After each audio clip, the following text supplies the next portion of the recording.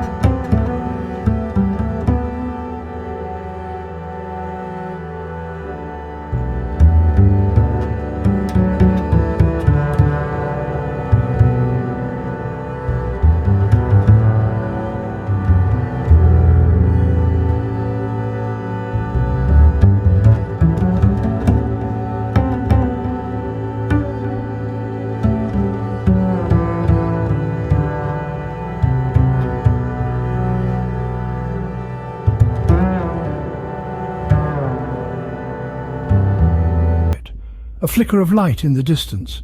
At first I dismissed it as a trick of the eye, a figment of my imagination. But then it happened again, a flash of light, brief but unmistakable, in a part of the mill that should have been cloaked in darkness. Everything was as it should be, until I saw a flicker of light in the distance. Curiosity piqued, I decided to investigate. I remember the cold night air biting at my face as I began walking towards the source of the light. The normally comforting hum of the factory was replaced by a silence so thick you could cut it with a knife. Each step I took echoed through the vast emptiness of the industrial complex. As I ventured deeper into the maze of machinery, the chill that ran down my spine was not just from the cold. It was something more, something sinister. The hairs on the back of my neck prickled as if warning me of an unseen danger lurking in the shadows. A shiver raced down my spine, a cold sensation that transcended the physical.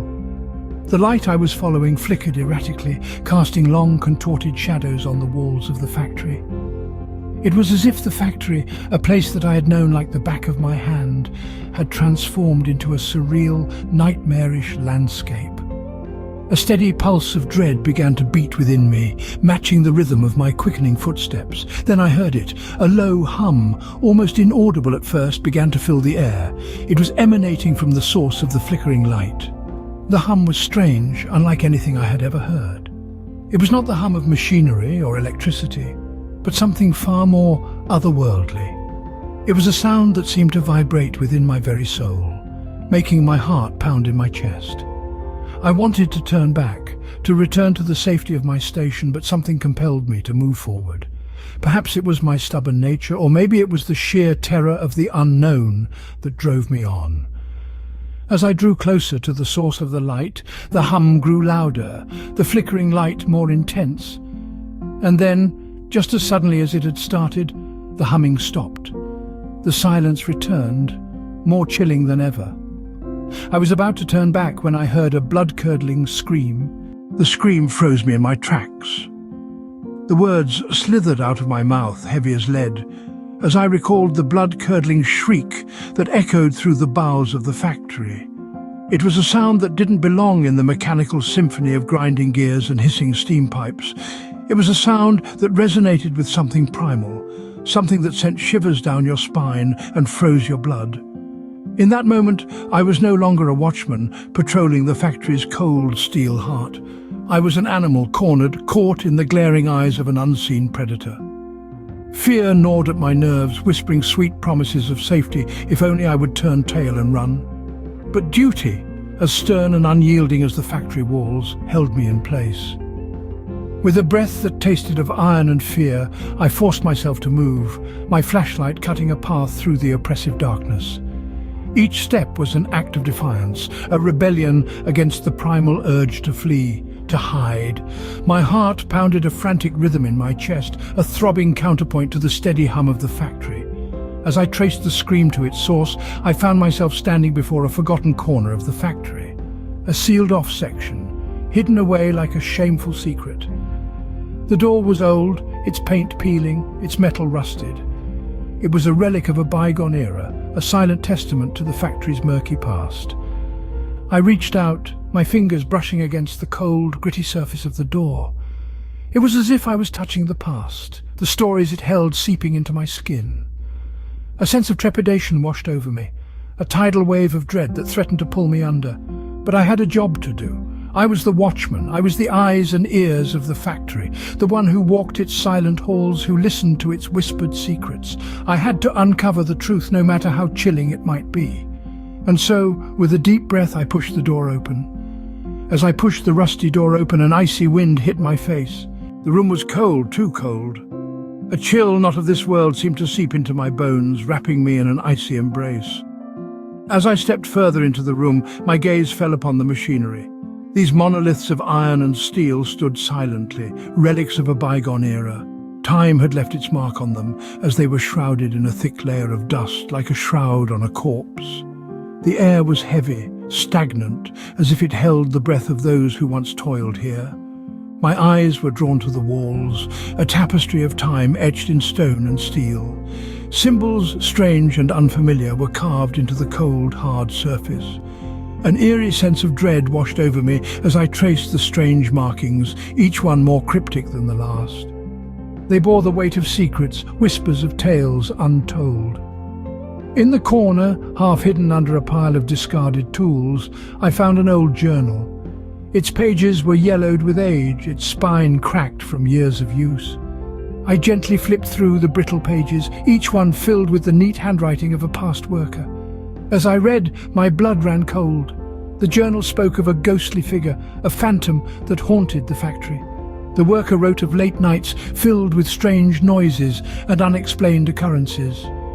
He spoke of a figure, ethereal and bone-chilling, that lurked in the shadows, watching, waiting. The words on the page seemed to echo in the silence, a chilling testament to the horrors that once roamed these halls. As I closed the journal, a shiver ran down my spine. The air around me grew colder, the silence more deafening. The weight of the past bore down on me, the secrets of the factory whispering in my ear. My heart pounded in my chest, the beat echoing in the emptiness. The dread that washed over me was no longer just a feeling. It was real. It was here. I felt a presence behind me.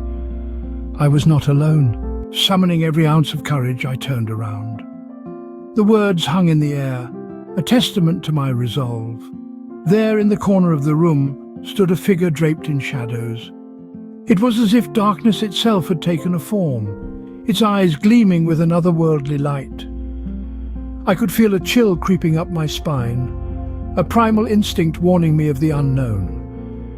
There was a certain undeniable power to the figure, an aura that commanded attention. Yet, it was not the fear of the supernatural that gripped me, but the sheer curiosity of the unknown. I was a watchman, a guardian of the night, and it was my duty to face whatever lurked in the shadows of the industrial complex. With a deep breath, I steadied myself, my voice echoing in the vast room. "You have no place here. You need to leave." The words were more for me than the entity, a mantra to steel my nerves against the eerie silence that had descended upon us. The factory, once a cacophony of sounds and activity, was now a theatre of silence. The usual hum of machinery, the ticking of the clock, the distant hum of the city, all had been replaced by an oppressive silence that seemed to suck the air out of the room. It was a silence that was tangible, a silence that you could feel pressing against your skin, a silence that hung heavy in the air. The tension was palpable, the standoff a test of wills. I stood my ground, my eyes locked onto the figure. It was a game of patience, a game I was determined to win. The silence stretched, a taut thread ready to snap at any moment. And then, just when I thought I could bear no more, the figure shifted. It moved, not towards me but away, fading into the shadows from where it had emerged. And then, just like that, the figure vanished, leaving me alone in the cold, dark room. The silence remained, a stark reminder of the confrontation, a chilling echo of the night's horrors. The factory was once again under my watch, its secrets tucked away in the dark corners, waiting for the next night's shift.